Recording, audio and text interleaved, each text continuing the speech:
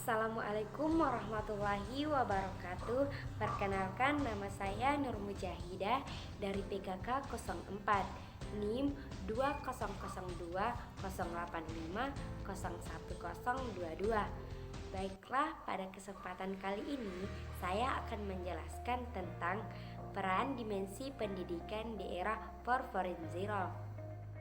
Penyelenggaraan pendidikan kejuruan terkait erat dengan pembelajaran sebagai kegiatan tersistem, melibatkan banyak komponen seperti siswa, guru, kurikulum, program, stakeholder, manajemen, sarana dan prasarana yang meliputi laboratorium, bengkel, dan lain-lain. Sistem ini merupakan gabungan dari komponen-komponen yang diorganisir saling bekerja sama untuk mencapai tujuan yang telah ditetapkan. Dengan demikian, komponen yang terlibat dalam sistem pendidikan kejuruan harus memiliki kontribusi pada penyiapan tenaga siap kerja. Komponen di dalam sistem yang dimaksud terbagi menjadi 3, yaitu yang pertama brainware, yang kedua software, yang ketiga hardware. Brainware meliputi peserta didik, pendidik atau guru, dan stakeholder.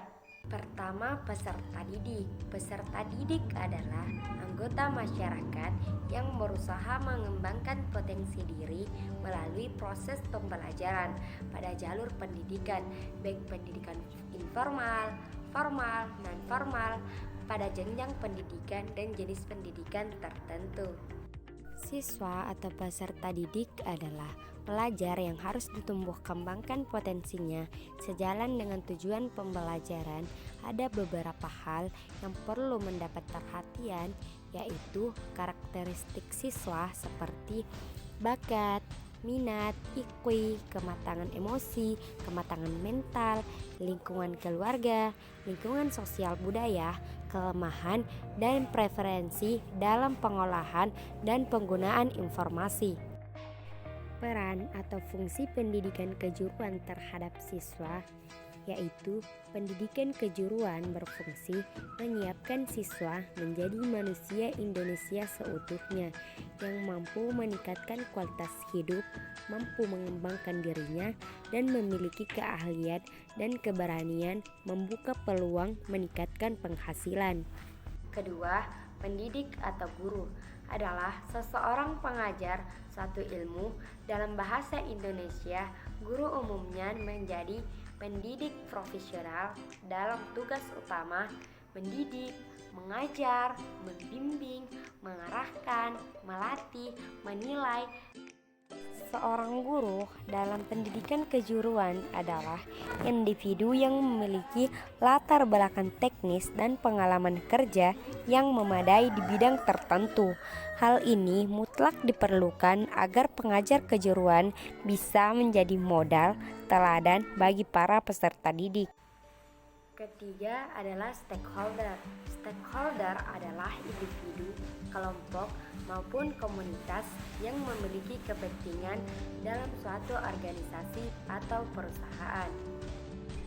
Stakeholder memiliki peran penting bagi kelangsungan penyelenggaraan pendidikan kejuruan, seperti peran sebagai penasehat ataupun pertimbangan oleh komite sekolah dan perkumpulan orang tua siswa, peran sebagai pengawas ataupun pengontrol yang dilakukan oleh pemerintah ataupun komite sekolah.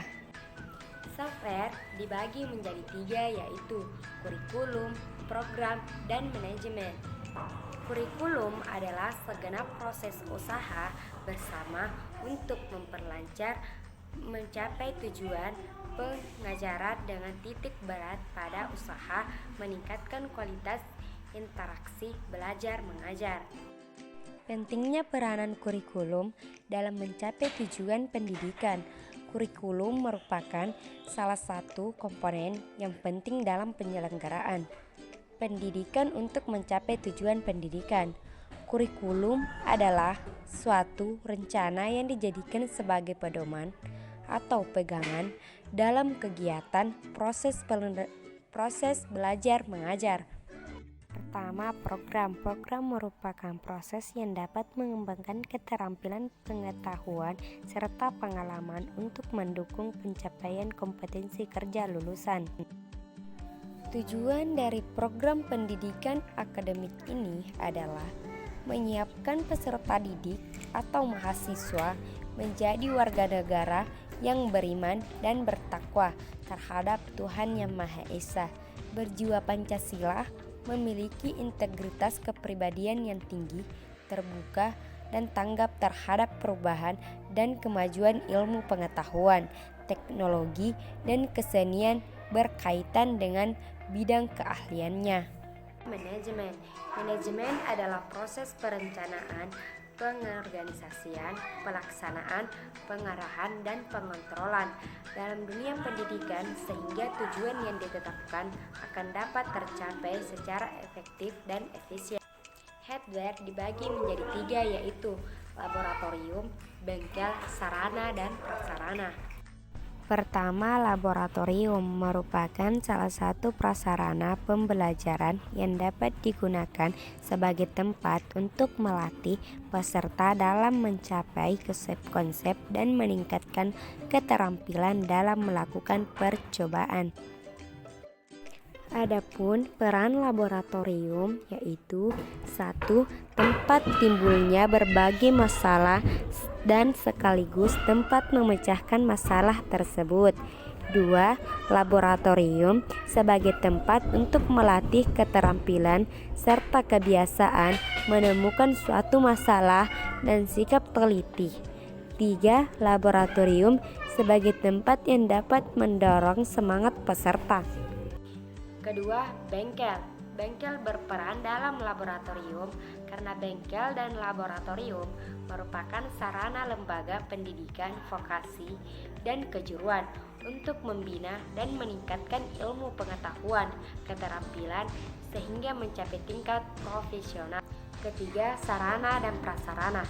Sarana dan prasarana pendidikan kejuruan berlangsung dalam proses pembelajaran di kelas sehingga berfungsi untuk memperlancar dan memudahkan proses transfer ilmu dari pendidik kepada peserta didik. Baiklah, itulah hasil pemaparan yang dapat saya sampaikan pada kesempatan kali ini. Terima kasih. Wassalamualaikum warahmatullahi wabarakatuh.